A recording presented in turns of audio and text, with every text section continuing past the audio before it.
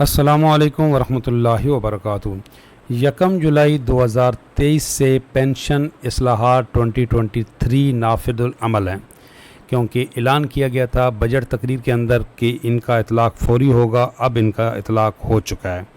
सबसे ज़्यादा जो परेशान थे हमारे साथी वो वाले बेचारे जो फैमिली पेंशन वाले हैं। अब फैमिली पेंशन होती क्या है, कौन कौन इंटाइटल हैं और पहले क्या कवानीन थे और अब इनमें तब्दीली क्या आई है। क्या जो 10-12 साल से पेंशन ले रहे थे, बेवा बेटी थी या मुतल्लका बेटी थी, क्या अब उनको पेंशन नहीं मिलेगी? तो आपके तमाम सवालों के जवाब इसी एक छोटी सी वीडियो में। चैनल पे नए हैं, चैनल सब्सक्राइब कर ले। इंशाअल्लाह ताला आप अपडेट भी रहेंगे, हम आपकी आवाज़ भी बनेंगे।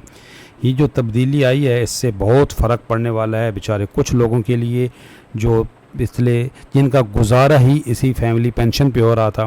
परेशान ना हो, इंशाअल्लाह ताला आपकी आवाज़ बनेंगे, आपकी आवाज़ हम आगे तक पहुंचाएंगे। सबसे पहले आपके लिए जानना ज़रूरी है कि ये पेंशन इस्लाहात हैं क्या। इससे पहले मैं आपको बता दूं, ये एक छोटा सा एक किताबचा है। ये बड़ा ज़बरदस्त किताब है, इस पर ऑलरेडी मेरी वीडियो मौजूद है। वीडियो की डिस्क्रिप्शन में ये बुक मौजूद होगी। ये PDF बुक है। इसके अंदर आपके तमाम जो सबसे पहले जो अमेंडमेंट आती है वो तो इसमें नहीं है, अमेंडमेंट अभी हम आपको बताएंगे। लेकिन फैमिली पेंशन क्या होती है, फ़र्स्ट प्रायोरिटी कौन से होते हैं। फैमिली पेंशन अगर फौत हो जाए, अगर मर्द फौत हो जाए तो उसकी बीवी फ़र्स्ट प्रायोरिटी होती है, और अगर औरत जो है वो मुलाजिम है तो उसका जो शोहर है वो उसकी फ़र्स्ट प्रायोरिटी होती है। वो फैमिली पेंशन में नहीं आते, वो फ़र्स्ट प्रायोरिटी है। फैमिली पेंशन में आगे बच्चे आते हैं, बेटा आता है, मुतल्लका बेटी आती है, बेवा बेटी आती है। ये पूरी तफसीलात यहाँ पे इसमें दर्ज है। ये पहली किस्म की फ़ैमिली मेम्बर्स कौन से हैं, दूसरी किस्म के कौन से हैं, ये पूरी तफसील इस किताबचे में मौजूद है। इस पे मेरी वीडियो भी मौजूद है, मैं उसका लिंक दे दूँगा। उसकी इस पूरे किताबचे की एक्सप्लेनेशन भी उसके अंदर है। अब जो नई तब्दीलियाँ आई हैं हम आते हैं उसकी तरफ। देखिए, सबसे पहले आपको ये मालूम होना चाहिए था कि पहले रूल्स क्या थे। पहले जो रूल थे, सबसे पहले कि सबका असूल क्या था। अगर किसी शख्स को रिटायरमेंट के बाद पेंशन के काबिल मुलाजमत पर दोबारा मुलाजिम किया गया था, वो दोनों महकमों से पेंशन का हकदार था। इनकी मौत पर इनका ख़ानदान फैमिली पेंशन, जो फैमिली पेंशन होती है वो 100% नहीं होती, वो 75% होती है, दोनों पेंशन का हकदार था। कुछ मामलात में 2 से ज़्यादा पेंशन दी गई थी, जैसे एक बेवा को शौहर की 2 पेंशन और वालिद की 1 पेंशन माँ की मौत के बाद। ये पहला उसूल था जी, सबका उसूल था। अब इसमें और समझाने की ज़रूरत नहीं है, पूरी तफसील से लिखा हुआ है कि यानी कि 2 या 2 से ज़्यादा 3-4 पेंशनें भी एक मर्द या एक औरत या एक लड़की ले रही थी। अब नया उसूल ये है कि सिर्फ़ एक पेंशन का इक़दार है। मुलाजिम के पास इख्तियार होता है कि वो एक को ऊंचा रखे और बाकी सबको सुपुर्द कर दे, यानी कि एक को वो ले, बाकी जो है वो उससे दस्तबरदार हो जाए। जो उसको ज़्यादा पेंशन मिल रही है वो एक ही लेगा, बाकी पेंशनों से वो दस्तबरदार होना पड़ेगा उसको। ये तो अच्छी बात है जी, इसमें कोई ऐसी ख़तरे वाली बात नहीं है। पेंशन एक ही होनी चाहिए थी। अच्छा, कुछ ऐसी हैं जिनको खामिद की भी मिल रही है और माँ बाप की भी मिल रही है, तो भाई विड्रा होना पड़ेगा इससे। दूसरा है पेंशन जाननशीनी। ये क्या है जी? पेंशनर की मौत पर इसकी शरीक हयात 75% फैमिली पेंशन की हकदार है। शरीक हयात की मौत पर वही गैर शादीशुदा बेवा, तलाक़शुदा बेटी को ज़िंदगी या दोबारा शादी के लिए मुंतकिल कर दिया जाता है। ये तफसील क्या है, कुछ थोड़ी सी वर्डिंग ये सही नहीं लिखी हुई। इसकी तफसील ये है कि जो पहला उसूल ये था कि अगर कोई मर्द फौत हो जाता है तो उसका शरीक हयात, इसलिए मर्द है तो औरत है, औरत है तो मर्द है, उनको 75% पेंशन मिलती रहती थी। अगर वो भी फौत हो जाते थे तो वो सेम पेंशन उनके बेटे को या उनकी बेटी को मुंतकिल हो जाती थी। अब नया उसूल ये है कि जो मुंतकिल तो अभी भी होगी, लेकिन ये 10 साल तक होगी। अब यहाँ पे बात समझ लें, अगर बीवी है तो उसके लिए तो 10 साल की कैद नहीं है, वो तो ताहयात लेती रहेगी। मर्द की अगर पेंशन ले रही है उसकी बेवा। इसी तरह अगर कोई औरत जो थी वो मुलाजिम थी और उसकी पेंशन उसका मियाँ ले रहा है, रंडवा ले रहा है, तो वो भी जब तक दूसरी शादी नहीं करता वो लेता रहेगा।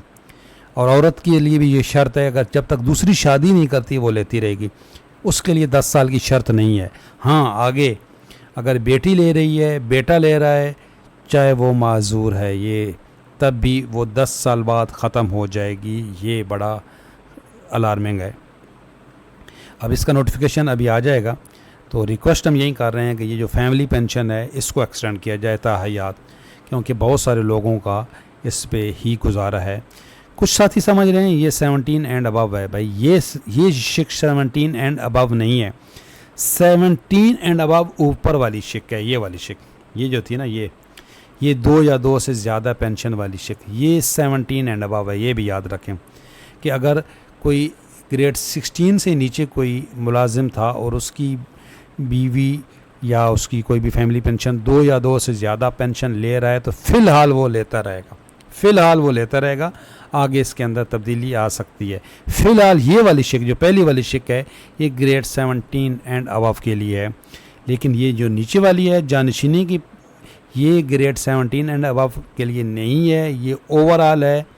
और अब ये नोटिफिकेशन आएगा तो कंफर्म हो जाएगा कि इसका इम्प्लीमेंटेशन 1 जुलाई से हो तो गया, लेकिन क्या अब आगे किसी को ये नहीं मिली 10 साल तक, यानी कि 10 साल बाद ख़त्म हो जाएगी, या जो पहले भी ले रहे थे उनकी भी अभी ख़त्म हो जाएगी?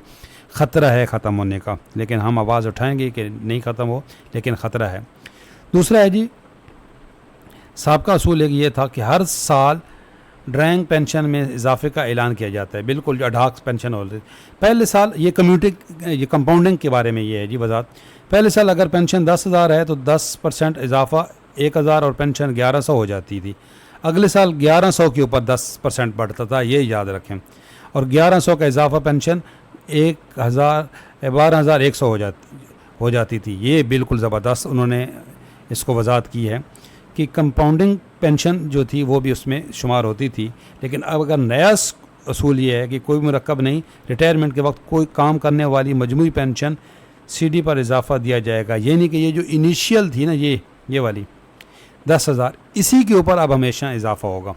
ये जो 10,000 बढ़ के इसके अंदर ये 1100 हो गए थे, इसके ऊपर नहीं होगा। ये कंपाउंडिंग है, ये नुकसान है। 2016 में रिटायर पेंशनर और ड्रैंक पेंशन अब ये इतने कुछ है, जिसकी GP फंड ये तकरीबन ये वही कंपाउंडिंग की है।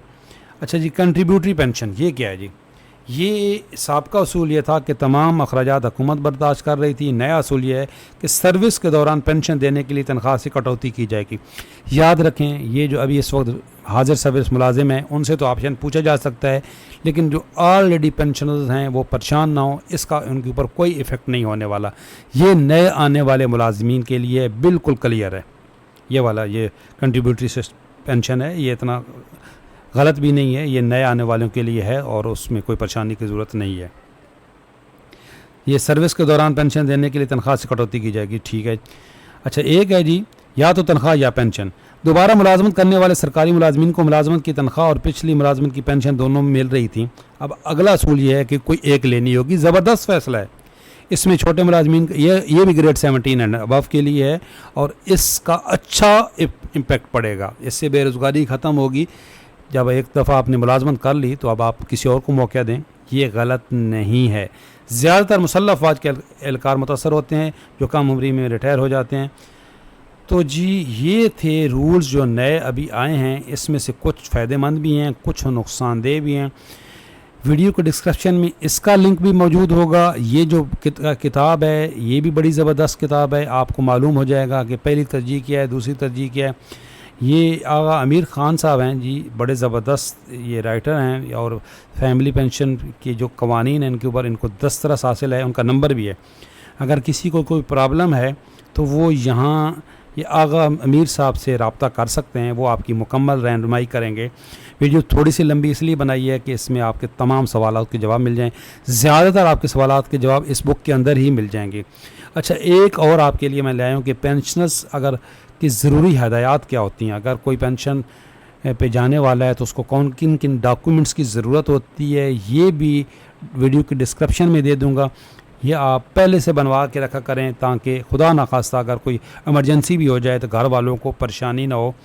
आपका शनाख्ती कार्ड अपडेट होना चाहिए, घर वाली का जो भी आपका फैमिली पेंशन बाद में जो आपकी नेक्स्ट ऑफ किन है उनका शनाख्ती कार्ड हर वक्त जो है वो अपडेट होना चाहिए, यानी कि अगर उसकी तारीख ख़त्म हो चुकी है तो उसकी आप रीन्यू करवा के रखा करें। ये सारी चीज़ें क्लियर रखा करें। अगर वीडियो आपके लिए हेल्पफुल है तो लाइक करें, शेयर करें, दूसरों तक बात पहुंचाएं। अच्छी बात पहुंचाना सदका होता है। और बेल आइकन को प्रेस कर लें ताकि आप अपडेट रहें। अल्लाह हाफ़िज़।